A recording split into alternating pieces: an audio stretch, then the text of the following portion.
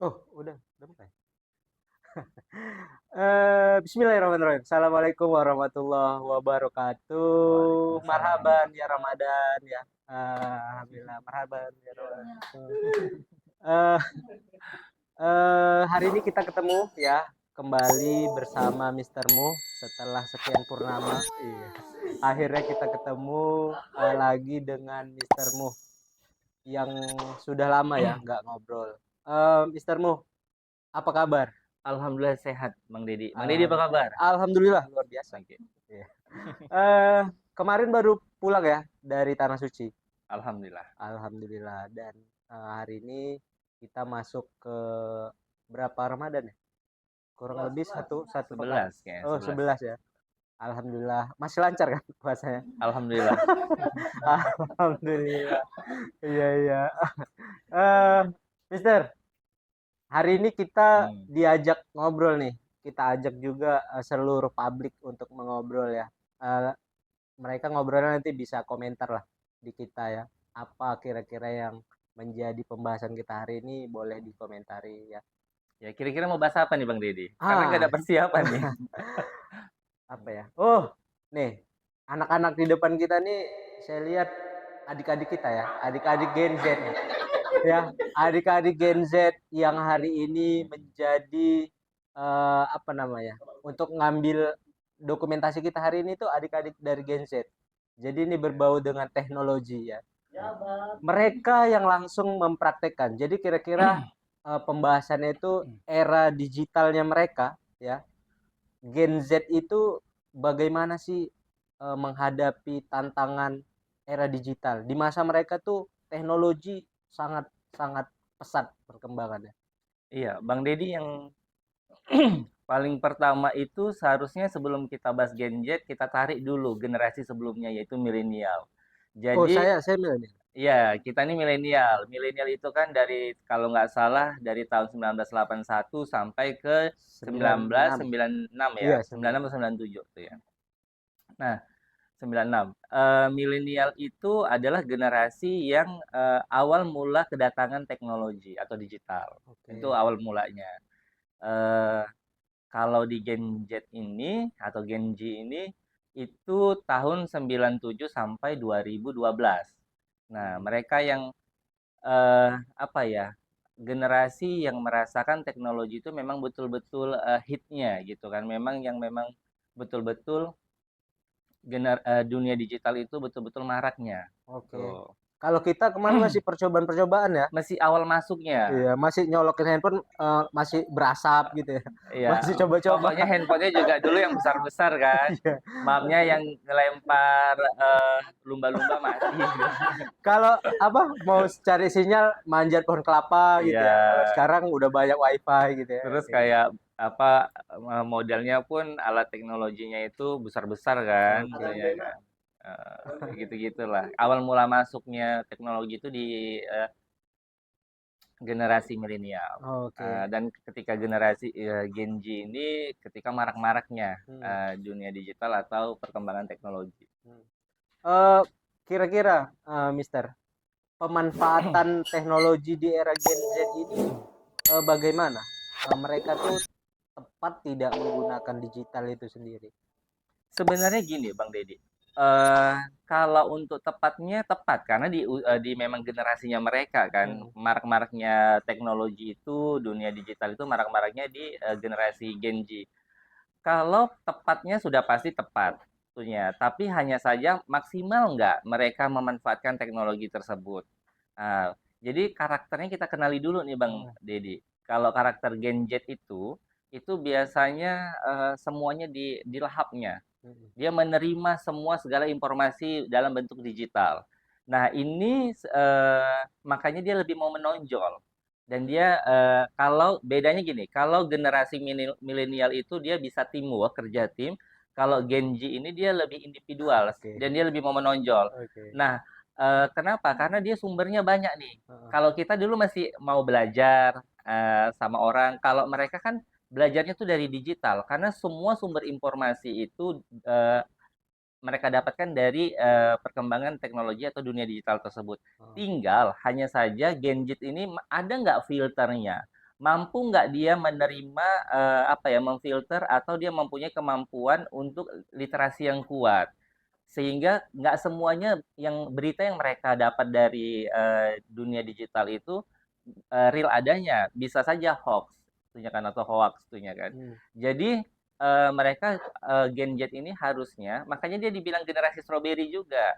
Nampak bagus di depan, tapi sebenarnya agak lembek nih di dalam. Nggak Kenapa? kayak duren ya, duren berduri dia. Nyucuk-nyucuk dia. Tuh.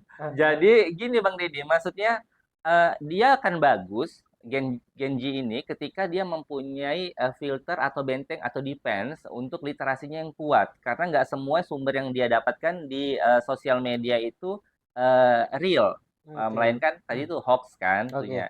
Kalau dia menerima sumber yang hoax itu kan berarti dia tidak tidak itu kan masuk nih ke dalam asupan diri dia. Makanya dia tidak tahan dengan tekanan tentunya kan. Jadi sebenarnya tantangan untuk Gen Z ini di dunia digital ini, ya dia harus punya filter dan memiliki kemampuan untuk literasi yang baik sehingga kabar-kabar yang tidak benar itu bisa disaringnya. Iya. Sehingga untuk dalam diri dia pun juga bisa lebih apa ya, bisa diterima dan hasilnya pasti outputnya bisa positif tuh ya. Nah, yang jadi masalah gini nih, Gen Z hari ini kan apa ya, melihat dan menjalankan teknologi ini berbagai macam ya. Ada yang pemanfaatannya itu positif, ada juga yang malah negatif gitu ya, menggunakan teknologi ini sendiri. Gimana tuh ngelihatnya, Mister? Ya itu tadi Bang Deddy, karena mereka tidak ada batasan untuk Oke. menembus informasi dari semua aspek tentunya. Jadi dia juga harus ini, Bang, dia punya filter. Kalau nggak dia nggak punya filter, Oke, filter yang dimaksud gini, misal nih ya, ada satu sekolah sekarang memberlakukan aturan bahwasanya siswa nggak boleh bawa gadget. Sementara mereka hidup di zaman ini, gitu. Di zaman yang mereka memang ya teknologi gitu, ya kan? Jadi ngelihat itu gimana tuh? gini, ini masuk ke ranah sekolah formal dan non formal Ah, ah, ya. ah. Ada peraturan di sekolah bahwasannya siswa dilarang untuk membawa gadget tentunya atau gawai. Ya ini karena pendidik-pendidik kita, guru-guru kita itu sangat khawatir.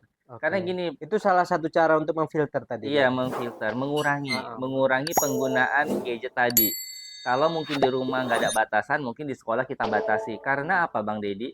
Nggak semuanya anak-anak didik kita ini, generasi Gen Z ini, itu tadi mampu memfilter. Karena mereka literasinya sangat rendah gitu. Sehingga apa? Kalau memang 24 jam itu mereka dicekoki dengan Gadget. gadget, yang mereka belum kuat nih literasinya, belum bisa memfilter mana berita yang reals dan mana berita yang hoax tuh ya kan. Tuh, jadi kalau kan itu tidak terkontrol jadinya Bang Deddy. Makanya saya sangat setuju juga sih nggak kalau ada sekolah yang memberlakukan dilarang membawa gadget ke sekolah, paling tidak meminimalisir penggunaan gadget karena nggak semuanya peserta didik kita mampu untuk menerima hal-hal baru yang bisa difilternya gitu. Oke. Itu tadi permasalahan di sekolah ya, yang akhirnya memang sekolah mau tidak mau melarang ya. Eee, Beberapa mata pelajaran itu mereka nggak boleh bawa handphone gitu loh kira-kira.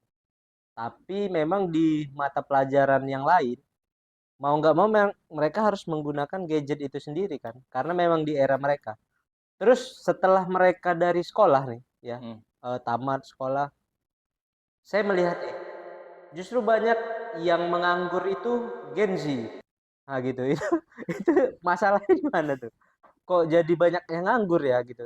Tapi teknologi berkembang gitu.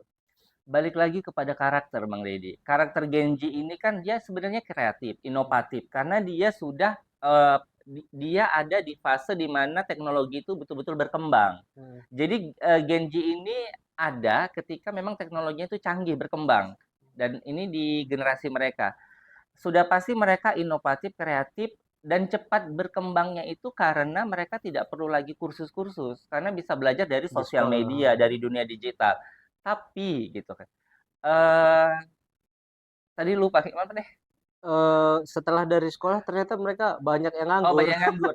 Karena gini, balik lagi ke karakter, dengan proses yang begitu cepat, tentunya, mereka dapat segala informasi, mereka itu menjadi individualis, mereka ingin menonjol. Beda Oke. sama milenial yang harus ada teamwork. Jadi ketika memang di dunia kerja itu kan kita teamwork. Nah, jadi bandingkan, dunia kerja itu kita perlu teamwork, kita punya atasan, kita mau diatur dan kita mau ditekan, Mhm. tentunya, Oke. sesuai dengan Kalau tanggung mereka jawab nggak kita. siap ditekan-tekan ya, Mereka tidak siap, kalau Bang kita Deddy. suka ditekan-tekan. Kalau milenial tertantang malah. Kalau ditekan, Hah? tekan balik. Tekan balik, ya Iya kan? iya iya. Jadi sepertinya kalau Gen Z ini kenapa lemah di dunia kerja, nggak bisa berdaya saing di dunia kerja, karena mental tadi, karakter. Mereka karena udah langsung dapat informasi dari segala bidang, merasa individualis dan ingin Individualis. menonjol. Sedangkan di dunia kerja Iya. nggak boleh seperti itu kan, Bang Deddy? Iya, benar. Sehingga ketika memang Gen Z nih, dia maafnya kalau bahasanya anget-anget teh ayam gitu. Kerja diterima, tapi karena ada tekanan dia Nggak siap, nggak siap dan dia akhirnya resign resign. atau dia memilih untuk menjadi pekerja-pekerja freelance tentunya. Oke. Tapi juga apa ya, pekerjaan-pekerjaan freelance tadi seperti yang disampaikan sebenarnya, orang-orang tua kita sekarang juga nggak memahami, pekerjaan itu. Misal nih, ada satu anak yang memang dia bekerja dari kamar aja kan, Iya. dia ngedit, dia, desain, udah dari kamar. Jadi dianggap, "Kamu pengangguran," padahal dia malam kerja. Iya, jadi sebenarnya ini yang perlu kita edukasi juga Iya, ke masyarakat orang bahwasannya Gen Z itu kalaupun dia tidak kerja terikat, pasti dia punya kerja part time. mhm, Kuncinya gini, Gen Z itu produk yang luar biasa, SDM yang luar biasa, bibit unggul karena dia kreatif dan inovatif. Hanya saja karena memang dia pada masa semua seluruh informasi didapatnya dan berkembang, mereka tergantung defense pertahanan mereka sendiri ya, bahwasanya mereka bisa mampu nggak memfilter. Jadi intinya kalau Gen Z ini Bang, eh, dia siap nggak itu iya menerima informasi sumber semua informasi, baik yang negatif ataupun yang positif. iya, Sehingga dampaknya ke dia, sehingga ya kalau dia itu mentalnya juga lembek, tentunya di dunia kerja, yang pasti dia tetap kreatif dan dia bisa mencari uang. Makanya konten-konten kreator itu sebenarnya Gen Z. Gen Z ya. Nah, Mereka lebih iya, dan individualis. itu lebih menghasilkan dan menjanjikan, Iya. Bang. Kalau Makanya, sekarang iya. iya. Sayangnya kita yang, generasi di atas mereka ini kurang ini ya, kurang paham juga dengan apanya mereka tuh. Karena milenial itu Bang awal masuknya teknologi. Jadi dia Mhm. kayak masih penyesuaian. Makanya generasi milenial tuh banyak yang gaptek, tentunya kan. Tuh, tapi kalau untuk sosial, untuk teamwork, Oke, kerja tim, nice. untuk berkomunikasi, untuk memfilter, Iya itu iya. milenial bagus Oke. jagonya. Oke, Mister, kira-kira apa ya dari, eee, mulai dari sekolah tadi ya, Hmm. yang sekolah akhirnya, melarang mereka membawa gadget, padahal kebutuhan mereka memang gadget itu sendiri. Terus setelah tamat sekolah, mereka harus bertemu dengan, lingkungan yang, Hmm.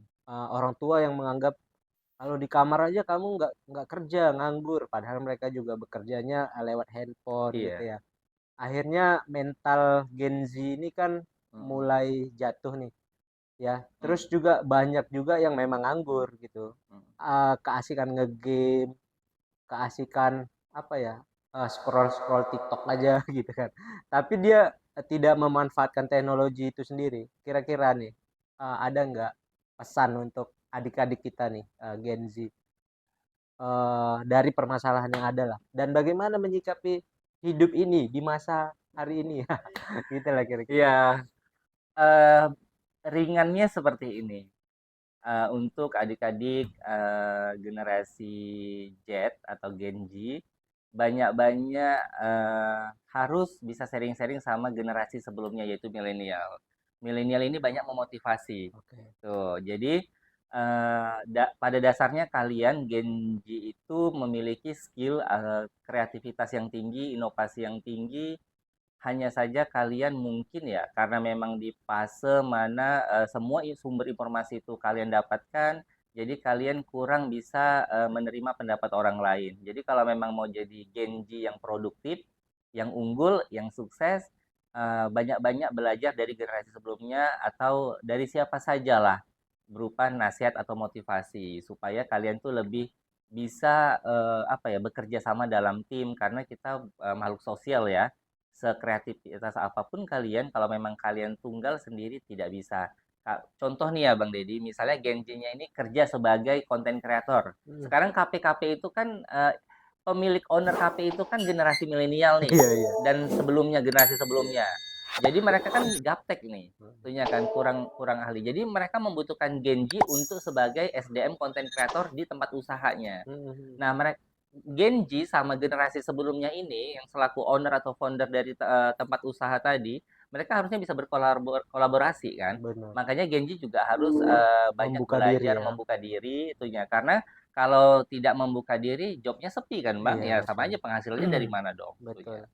Gitu Bang. eh Diselingi juga dengan kegiatan-kegiatan positif pastinya ya, Iya. Mister. Dan alhamdulillah saya tahunya tuh Mister banyak punya lembaga, punya kegiatan ya. Bisa ngajak juga nih Genzi untuk main-mainnya di sini ya kan. Kalau misalkan sepi di kamar. Boleh Bang Deddy, kalau banyak tidak, ada Ah, beberapa. oke. Ya, jadi ada beberapa lembaga Bang Deddy, kebetulan saya memang fokusnya di pendidikan non formal. Jadi Oke. kita ada lembaga kursus pelatihan LKP, kita ada lembaga pelatihan kerja juga LPK, kita ada pusat kegiatan belajar masyarakat, ada taman baca juga, dan ada majelis sastra Melayu, ada yayasan kebudayaan juga. Jadi untuk pendidikan kebudayaan, kursus pelatihan, Yang dunia itu bisa kerja dikemas ke dalam dunia digital semua ya, yang bisa. mereka bisa berkembang Jadi di sana. ayo berkolaborasi untuk adik-adik Genji. Jangan lupa juga nanti kita akan buat di sini rumah persiapan beasiswa dan kerja ke luar negeri. Wah. Nah, jadi ini ada program baru nih untuk Genji ya. Kita butuh ngajak Genji-Genji yang ada di Sumatera Utara gabung. Kita nanti ada program namanya Rumah Persiapan Beasiswa dan Kerja ke Luar Negeri. Jadi di sini nanti adalah kita memfasilitasi bagaimana generasi-generasi kayak Genji, Alpha dan sebagainya, milenial mungkin. Di sini nanti kita akan berikan informasi seputar dunia kerja, Oke. khususnya kerja ke luar negeri dan Di sini, di ya bawah ini ya. Nanti melanjutkan ada studi. nomor di bawah ini. Ya, Kita ja- spill sedikit aja nanti di ya. bawah ini untuk lebih Jadi lanjut. intinya kalau mau kerja ke luar negeri ataupun mendapatkan beasiswa lanjut studi ke luar negeri bisa nanti sharing-sharing di sini. Khususnya itu di LPK Ausbildung. Oke. Karena lembaga kursus apa Apa ya, PK? LPK Ausbildung itu lembaga pelatihan kerja, Oh, oke. tapi kita izinnya itu bahasa asing. Jadi Hmm. Bang Deddy inilah kadang-kadang karena mereka sibuk dengan kegiatannya, mereka lupa mempersiapkan bahasa asing. Ini juga anak-anak Alpha, Genji, kalau mau keluar negeri satu kuncinya itu cuma bisa bahasa asing. Nah, skill bisa diasah nanti di negara tersebut, Yang negara penting bisa tujuannya. dulu Iya, makanya komunikasi di sana. makanya juga harus belajar kan Oke. tentunya. Jadi kalau ada yang mau tahu eh, kunci kerja ke luar negeri ataupun kuliah ke luar negeri apa persiapannya? Ya bahasa Bahasa. asing. Oke. Yang generalnya bahasa Inggris ya Bang Deddy ya. Iya. Tapi kalau memang tujuannya mau ke Jepang ya bahasa Jepang, kalau dia mau ke Jerman ya bahasa Jerman, kalau mau ke Prancis ya bahasa Prancis. Atau Oke. mau ke Cina sana ya bahasa Mandarin gitu. Iya. Jadi tergantung negara tujuannya, tapi yang generalnya itu bahasa Inggris. Bahasa Inggris. Jadi buat anak-anak Genji, Alpha dan sebagainya, kalau mau keluar negeri, persiapkan bahasa. Kuncinya itu. Apalagi sekarang nanti yang mau kita bahas ya, mungkin berikutnya ya, Heeh.